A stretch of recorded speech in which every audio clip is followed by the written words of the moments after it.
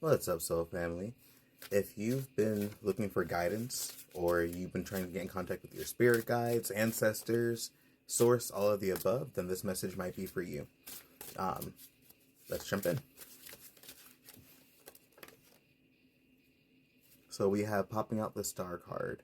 So I think the star card pops out a lot of times when we are kind of hoping for something, like when we're really looking out in the horizon or on the horizon for something that we really desire. And I think many times, like, it pops up like when we are like after, let's say, like a tower moment, like after we've gone through something really difficult, really painful, really heavy, so to speak.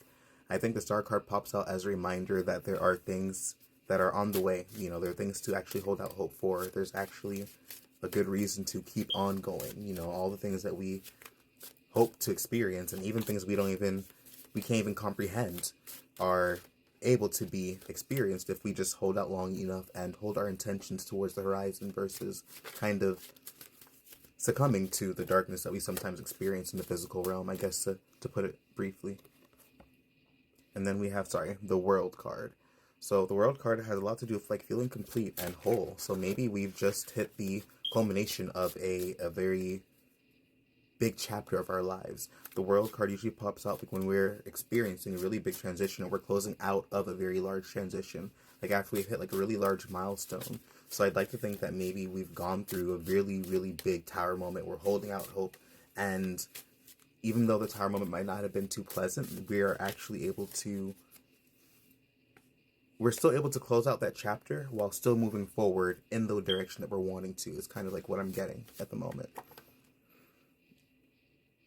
And I think it's been a really difficult, very, very difficult journey. The Three of Swords pops out like when there is like a lot of grief, a lot of emotional distress, a lot of pain that you're healing from. So I definitely don't think this journey's been light or easy or anything like that by any means. And I think some people are able to traverse this realm without having to experience certain levels of darkness. But for some of us, that's simply just not the path that we were on. But I do think that whoever this is for, maybe the tower moment for you was, you losing financial security or you having some kind of financial stress or something along those lines. So with the Star card and the Ace of Pentacles together, I'd like to think that there is some kind of opportunity coming in your way. There's some shift happening in some way, shape, and form that might give you a little bit of a better perspective, or at least a little bit of a breather, I should say. I'll pull a couple more, and then two just fell. So then we have the Ten of Wands and then the Seven of Cups. So maybe there is a couple things. Maybe because of the fact that we are so overburdened with things, maybe our mind is a little bit scattered with all the possibilities of how to resolve whatever issue we're in. Whenever we're in survival mode and whenever we're actually going through a lot, it's a little difficult for our mind to focus on what our goals are sometimes. We tend to focus on the problems themselves versus how to sometimes remedy them. We're ruminating on this problem, that problem, versus simply trying to reorient our mind towards the goal, the resolution, how we're going to fix the problem, how we might be able to break the problem down, if possible, into pieces so we're able to digest and take care of it versus feeling like we have like this giant burden on our back. And I'm not gonna lie, I wasn't sure which card I grabbed, so I was praying to God it was the Ten of Wands.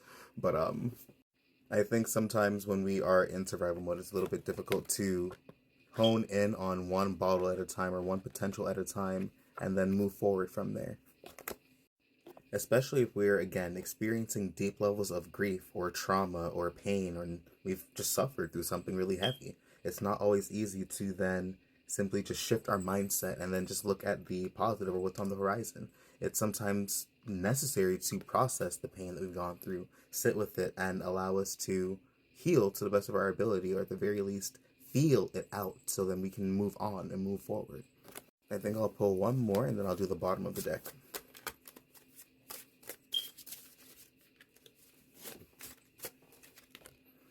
And then we have the Justice card. So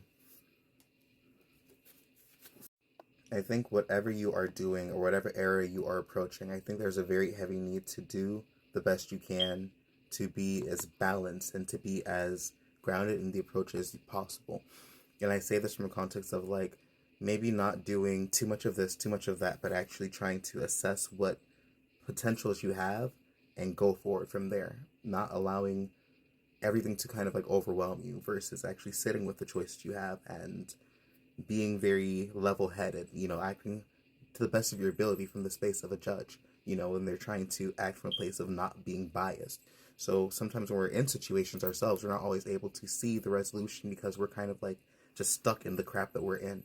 But when we're able to kind of like remove ourselves from the situation, sometimes it allows us to, or to the best of our ability, make better choices or discernments about what's going on versus looking at it strictly from our perspective. Sometimes we just have to follow our own advice and allow what our own wisdom is to kind of come in. And sometimes we really are just in the middle of we're like in the middle of a rock and a hard place. Like sometimes it's really just not a very easy situation to navigate. So we do have to just do the best that we can to use the information, use the information that we have and the resources we have available to us to then make the best choices from there. And then on the bottom of the deck, we have the Four of Cups. So yeah, I definitely see like a lot of like discontent, a lot of frustration, and a lot of like really just being not where we want to be. Sometimes we are really just stuck in the mud. But I think the Four of Cups also has the energy of sometimes we're too focused on what's gone wrong versus what can still go right. Sometimes we're too focused on the things that are not going too well, and there can always be an opportunity right behind us that might just come out of nowhere to then shift us out of this energy. We never know like what might happen, like while we're looking one way, what can be happening behind our backs, who's watching, who's trying to help, who's going to offer us assistance or aid or even a remedy, especially like when we are in the thick of an issue. Sometimes we don't necessarily have the ability to see what is going to come in for us. So the Four of Cups sometimes is the energy of, yes, being in a very discontented situation or a very heavy state of discontent, but then it's also the energy of, while we're trying to ruminate or we're trying to remedy the situation, sometimes there can be something that comes out of nowhere that then helps us and aids us and shifts the narrative along just a little bit. But hopefully this made sense to somebody. So a lot of times whenever I'm doing readings, I feel like I'm just like ranting. But 9 out of 10 times people say that it resonates with them, so I'm just trusting that it's meant to be heard by somebody. If you are looking for a private reading, I'm doing readings for the next week for $20. I'm doing spell work for 25. So please feel free to DM me, or you can book through my link tree. But either way, peace and blessings. I hope you guys have a great day.